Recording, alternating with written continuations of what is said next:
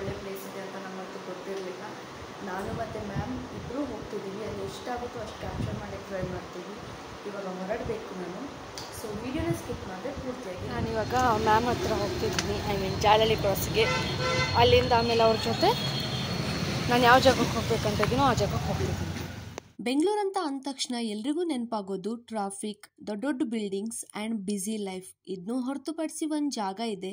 ಆ ಜಾಗದಲ್ಲಿ ಕಾಫಿ ತೋಟ, ಸುತ್ತಲೂ ಗಿಡ ಮರ ಆ್ಯಂಡ್ ಮಧ್ಯದಲ್ಲೊಂದು ಬ್ಯೂಟಿಫುಲ್ ಆಗಿರೋ ರೆಸ್ಟೋರೆಂಟ್. ಈ ಥರ ಒಂದು ಜಾಗ ಬೆಂಗಳೂರಲ್ಲಿ ಇದೆ ಅನ್ನೋದು ನನಗೂ ಗೊತ್ತಿರಲಿಲ್ಲ ಆ್ಯಂಡ್ ತುಂಬ ಚೆನ್ನಾಗಿ ಗೊತ್ತಿಲ್ಲದೆ ಇರುವಂಥ ವಿಷಯ. ಇವತ್ತು ನಾನು ಮತ್ತು ಮ್ಯಾಮ್ ಹೊರಟಿರೋದು ಆ ಥರ ಇರುವಂಥ ಒಂದು ಬ್ಯೂಟಿಫುಲ್ ಆಗಿರೋ ರೆಸ್ಟೋರೆಂಟಿಗೆ. ಇದರ ಹೆಸರು ಬಂದುಬಿಟ್ಟು ಸಿಟ್ರಸ್ ಟ್ರಯಲ್ ಅಂತ ಆ್ಯಂಡ್ ಇದಿರೋದು ಬನ್ನೇರುಘಟ್ಟದಿಂದ ಸ್ವಲ್ಪ ಮುಂದೆ.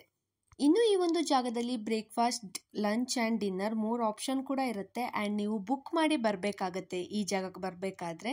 ಆ್ಯಂಡ್ ಇದೊಂದು ಜಾಗ ಇನ್ನೂ ಡೆವಲಪ್ ಆಗ್ತಿದೆ ಆ್ಯಂಡ್ ಅವರ ಪ್ಲ್ಯಾನಿಂಗ್ ಇನ್ನೂ ಜಾಸ್ತಿ ಡೆವಲಪ್ ಮಾಡೋದು ಅನ್ನೋದು ಆ ಜಾಗಕ್ಕೆ ಹೋದ್ಮೇಲೆ ನಮಗೂ ಅನಿಸ್ತು.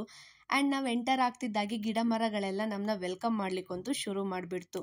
ಆ್ಯಂಡ್ 1 ಸೆಕೆಂಡ್ ನಮಗೆ ಕನ್ಫ್ಯೂಸ್ ಆಗಿದ್ದಂತೂ ನಿಜ, ನಾವೇನಾದರೂ ದಾರಿ ತಪ್ಪಿ ಚಿಕ್ಕಮಗಳೂರಿಗೆ ಬಂದುಬಿಟ್ಟಿದ್ದೀವ ಅಂತ. ಯಾಕಂದರೆ ಅಷ್ಟೊಂದು ಕಾಫಿ ತೋಟಗಳಂತೂ ಇಲ್ಲಿದ್ವು. ಇನ್ನು ಫ್ಯಾಮಿಲಿ, ಫ್ರೆಂಡ್ಸ್, ಕೊಲೀಗ್ಸ್, ಕಪಲ್ಸ್ ಯಾರಾದರೂ ಒನ್ ಡೇ ಔಟಿಂಗ್ಗೆ ಪ್ಲ್ಯಾನ್ ಮಾಡ್ತಿದ್ರೆ ಈ ಜಾಗ ಪರ್ಫೆಕ್ಟ್ ಸ್ಪಾಟ್ ಅಂತ ನಂಗೆ ಅನಿಸ್ತು. ಯಾಕಂದರೆ ಅಷ್ಟು ಬ್ಯೂಟಿಫುಲ್ ಆಗಿತ್ತು ಆ್ಯಂಡ್ ವರ್ತ್ ಕೂಡ ಅನಿಸ್ತು. ಇನ್ನು ಸುತ್ತ ಎಲ್ಲಿ ನೋಡಿದ್ರು ನಮಗೆ ಬರೀ ಹಸಿರೇ ಕಾಣಿಸ್ತಿದ್ವು. ಆಕಾಶದ ಎತ್ತರಕ್ಕೆ ಬೆಳೆದಿರುವಂಥ ಈ ಮರಗಳು ಸುಡೋ ಬಿಸಿಲು ಮಧ್ಯೆ ಕೂಡ ತಂಪನ್ನು ನೀಡ್ತಿದ್ವು. ಈ ಒಂದು ಜಾಗ ಸರಿಸುಮಾರು 12 ಎಕರೆನ ತುಂಬಿಕೊಂಡಿದೆ. ಬೆಂಗಳೂರಲ್ಲಿ ಕಾಫಿ ತೋಟ ಇದೆ ಅನ್ನೋದನ್ನೇ ನಂಬೋಕ್ಕಾಗ್ತಿರ್ಲಿಲ್ಲ. ಆದರೆ ಇಲ್ಲಿಗೆ ಬಂದಮೇಲೆ ಗೊತ್ತಾಯಿತು 20 ವರ್ಷದ ಹಳೆಯ ಅರಬಿಕಾ ಕಾಫಿ ಪ್ಲಾಂಟೇಶನ್ ಕೂಡ ಈ ಒಂದು ಫಾರ್ಮಲ್ಲಿ ಇದೆ ಅಂತ. ಇದ್ರ ಜೊತೆಗೆ silver ಓಕ್ಸ್, pepper creepers, fruit trees, ಇನ್ನೂ ಸಾಕಷ್ಟು ಗಿಡ ಮರಗಳೆಲ್ಲ ಇವೆ. ಹಕ್ಕಿಗಳ ಕೂಗನ್ನು ಕೇಳಿಸ್ಕೊಳ್ತಾ ಕಲರ್ಫುಲ್ ಬಟರ್ಫ್ಲೈಸ್ ಜೊತೆಗೆ ಬೇರೆ ಬೇರೆ ಇನ್ಸೆಕ್ಟ್ಸ್ಗಳನ್ನ ಕೂಡ ಇಲ್ಲಿ ನಾವು ನೋಡ್ಬೋದು. ಹಾಗೆ ಮುಂದೆ ಹೋಗ್ತಾ ಹೋಗ್ತಾ ನಮ್ಮ ಕಣ್ಣಿಗೆ ಬಿದ್ದಿದ್ದು ಈ ಪುಟ್ಟದಾದ ಒಂದು ಪಾಂಡ್. ಇನ್ನೂ ಅದರಲ್ಲಿ ಈಜಾಡ್ತಿರುವಂಥ ಬಾತುಕೋಳಿಗಳು ಆ್ಯಂಡ್ ಅವುಗಳ ಸಂಸಾರ, ಗಂಡ ಹೆಂಡತಿ ಮಕ್ಕಳು ಅಂತ ಎಲ್ಲರೂ ನೀರಿಗೆ ಧುಮುಕಿ ಈಜಾಡ್ತಿದ್ರು. ಆ್ಯಂಡ್ ತುಂಬಾ ಚೆನ್ನಾಗಿ ಅನಿಸ್ತಿತ್ತು ಇದನ್ನ ನೋಡಬೇಕಾದ್ರೆ. ಇನ್ನು ನಾವು ಎಷ್ಟು ದೂರ ಕಣ್ಣು ಹಾಯಿಸಿದ್ರು ಅಷ್ಟು ದೂರ ನಮ್ಗೆ ಕಾಣಿಸ್ತಿದ್ದು ಬರೀ ಗಿಡ ಮರಗಳು ಮಾತ್ರ. ಗಿಡ ಮರಗಳನ್ನ ಬಿಟ್ಟು ಬೇರೆ ಏನೂ ಕಾಣಿಸ್ತಿರ್ಲಿಲ್ಲ ಆ್ಯಂಡ್ ತುಂಬಾ ಪೀಸ್ಫುಲ್ ಆಗಿತ್ತು ಈ ಒಂದು ಜಾಗ.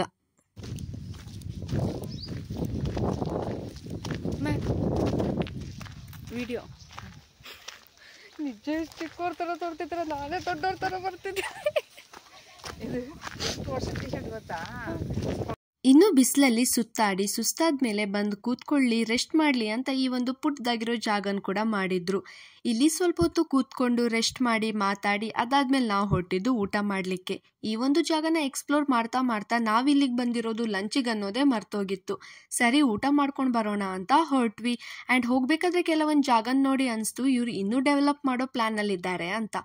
ಇನ್ನು ನಾನು ಆಗಲೇ ಹೇಳಿದ ರೆಸ್ಟೋರೆಂಟ್ ಬಂದುಬಿಟ್ಟು ಇದೇ ರೆಸ್ಟೋರೆಂಟ್ ಸುತ್ತಲೂ ಗಿಡ ಮರಗಳ ಮಧ್ಯೆ ಇರೋದು. ಇಲ್ಲಿ ಕುತ್ಕೊಂಡು ತಿಂತಿರ್ಬೇಕಾದ್ರೆ ಎಷ್ಟು ಪೀಸ್ಫುಲ್ ಅಂತ ಅನಿಸ್ತದೆ ಗೊತ್ತುಂಟಾ. ನಾವು ಬೇರೆ ಹೊರಗಡೆ ಕುತ್ಕೊಂಡಿದ್ವಿ. ಇಲ್ಲಿಂದ ಎಷ್ಟು ದೂರ ಕಣ್ಣು ಹಾಯಿಸಿದ್ರು ನಮ್ಗೆ ಕಾಣಿಸ್ತಿದ್ದು ಗಿಡ ಮರಗಳು ಮಾತ್ರ. ಇದ್ರ ಮಧ್ಯೆ ಕುತ್ಕೊಂಡು ತಿನ್ನಬೇಕಾದ್ರೆ ನಿಜವಾಗ್ಲೂ ಖುಷಿ ಸಿಕ್ತು ಆ್ಯಂಡ್ ತುಂಬಾ ನೆಮ್ಮದಿಯಿಂದ ನಾವು ತಿಂದ್ವಿ. ಆ್ಯಂಡ್ ತುಂಬಾ ಫುಡ್ ಆರ್ಡರ್ ಮಾಡಿದ್ವಿ ನಾವು. ಆ್ಯಂಡ್ ವರ್ತ್ ಅಂತ ಅನಿಸ್ತು ಅಲ್ಲಿಯ ಹೈಜೀನ್ಗೆ, ಅಲ್ಲಿಯ ಪ್ಲೇಸ್ಗೆ.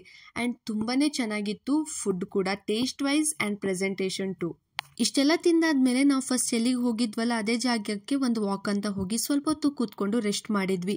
ಈ ಜಾಗದಿಂದ ಕೂತ್ಕೊಂಡು ನೋಡಿದ್ರೆ ನಾನು ಆವಾಗಲೇ ತೋರಿಸಿದ ಕೆರೆ ಕಾಣಿಸುತ್ತೆ. ಅದ್ರ ಪಕ್ಕದಲ್ಲೇ ಒಂದು ಬೋರ್ಡ್ ಹಾಕಿದ್ರು, ಕೆರೆಗೆ ಕಲ್ಲನ್ನ ಎಸಿಬೇಡಿ, ಕಾಣಿಸ್ತಿರೋ ಹೂವನ್ನೆಲ್ಲ ಕೀಳ್ಬೇಡಿ ಅಂತ. ಬಟ್ ಅಲ್ಲಿಗೆ ಬಂದು ಒಂದು ಫ್ಯಾಮಿಲಿ ಕೆರೆಗೆ ಕಲ್ಲನ್ನೆಲ್ಲ ಎಸಿತಿದ್ರು.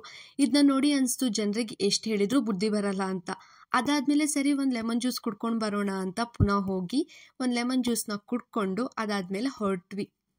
ಇದೊಂದು ಪರ್ಫೆಕ್ಟ್ ವೀಕೆಂಡ್ ಅಂತ ನಂಗಂತೂ ಅನಿಸಿದ್ದು ನಿಜ. ಈ ಒಂದು ಬ್ಯೂಟಿಫುಲ್ ಜಾಗಕ್ಕೆ ಕರ್ಕೊಂಡು ಹೋಗಿದ್ದು ಮ್ಯಾಮಿಗೆ ಥ್ಯಾಂಕ್ಸ್ ಅಂತ ಹೇಳ್ತಾ ಈ ಒಂದು ಪುಟ್ಟದಾದ ವಿಡಿಯೋನ ಇಲ್ಲಿಗೆ ಎಂಡ್ ಮಾಡ್ತಿದ್ದೀನಿ. ಓಕೆ ಬಾಯ್.